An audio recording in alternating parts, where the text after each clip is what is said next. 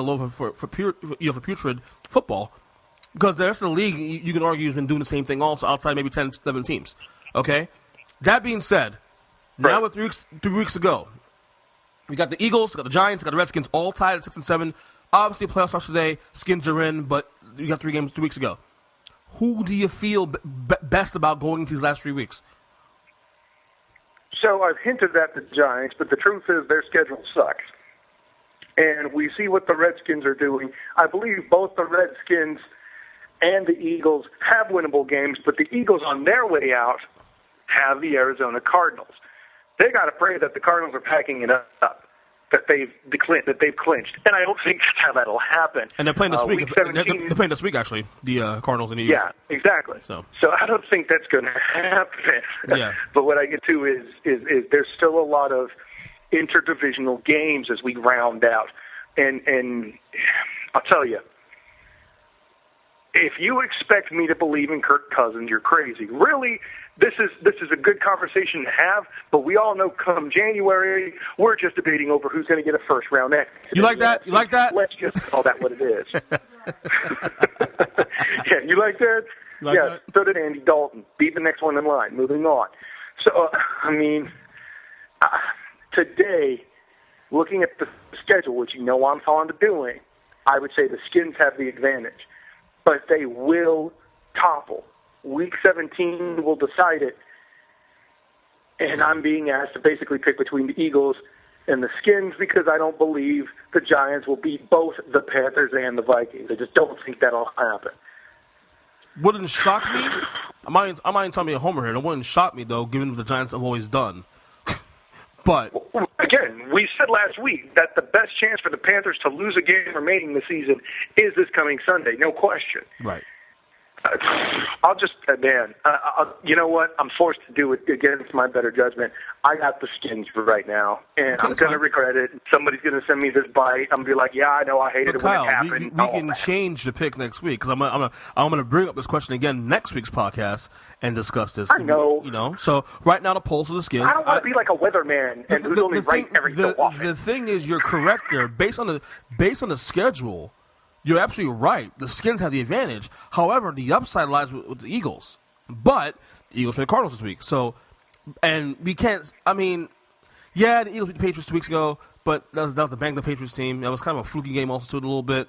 Cardinals are a better team, a very good team. The Cardinals don't make a lot of mistakes. So, I don't think that the things that happen in that game against the Patriots will happen again against the Cardinals. I doubt that happens. So, yeah. 24 points in gimmies. Yeah. Just saying. Ain't happening again. 28, my bad. No, it was, excuse me. Let's just say 21 and move on. I keep on messing my numbers up. Right. Last question as you go here, and we did this last week. We'll do this again. Playoff picture. Let's go through the AFC first quickly. 1 and 2 seeds currently, Patriots and Bengals. 1 and 2 currently right now. Okay? The two divisional winners, other ones are the Broncos and the Colts, and then you have your wild cards currently the Jets and the Chiefs. Does this 6-team playoff format hold? Mark my words here. The Steelers will make their way in. Who's out? Have you seen their final schedule? I've seen it. Who's out? What changes here? The Jets. Jets are out. Okay. The Jets. The Jets are out. Frankly, look, give it up for my man, the Kool-Aid man, Andy Reid. Oh, yeah, for doing what he's done with a 7-win streak. Coach of your candidate. He'll extend that.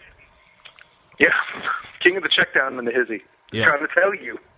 Got to give him credit, though. He's been throwing the ball downfield a little more in the last couple weeks, though. Give him a little bit of credit of that, Alex Smith. A little bit of credit. Yeah. So that changes. Does the Bengals and Pats hold as buys, or you think the Broncos slip in there?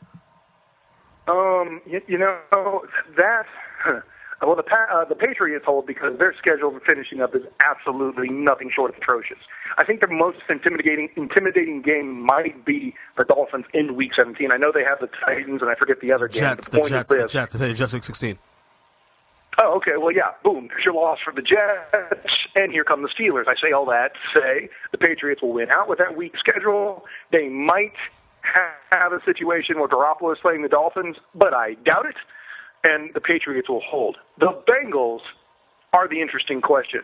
If they do what I said and they lose with McCarron starting to Osweiler, that could be a problem. Right. And I think the Bengals need a bye week. They need a bye. I stress this all year long because not only that, and now with Dalton being out for we don't know how long, if he's able to play in the playoffs, a bye week would help.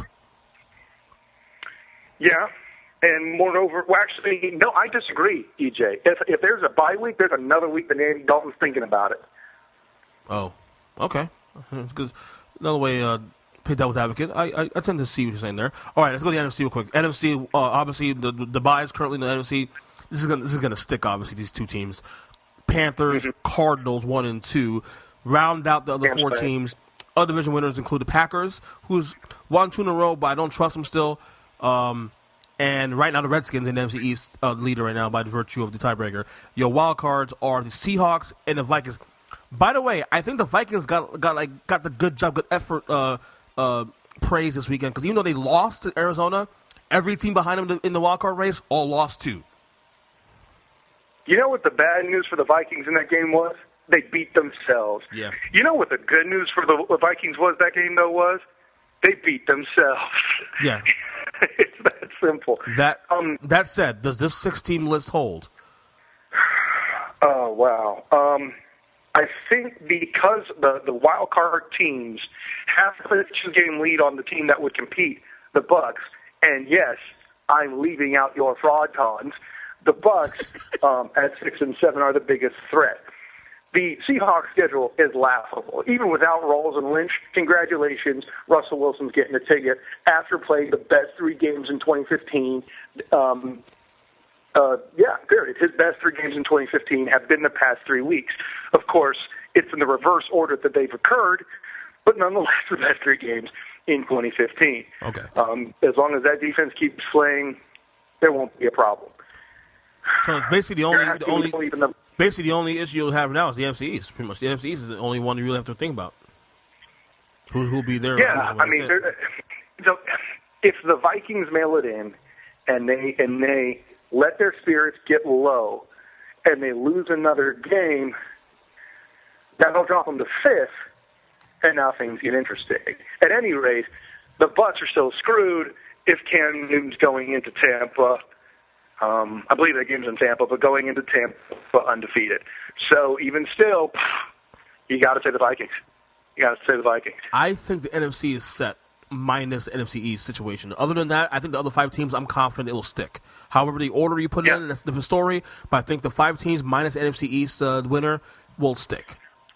I think 2-game lead is pretty much. Same thing. I think 2-game lead with 3 games to go in the wild card. I think it's pretty safe. I mean, Minnesota has to literally shit the bed to really lose that grasp. I don't see it happening. I think it's too good a team. That's about right. So and do you realize that out of bounds in the Lions-Seahawks game has now propelled them to the playoffs? Just throwing that out there. Yeah. Anyway, you can follow my man Kyle Nash on Twitter at the SOTG. All his great work at NGSports.com. And check out the Metro Mania, of course, out now, actually, on the website. Kyle, we'll do this again next week. Hey, man, don't forget, though, it's a new sports symposium on the NGSE Sports YouTube channel by the end of the year as well. So there's that upcoming, brother. Good. About damn time. I know, right? But I gave you the lesson plan for that particular session. But until next time, class dismissed. Take care, brother.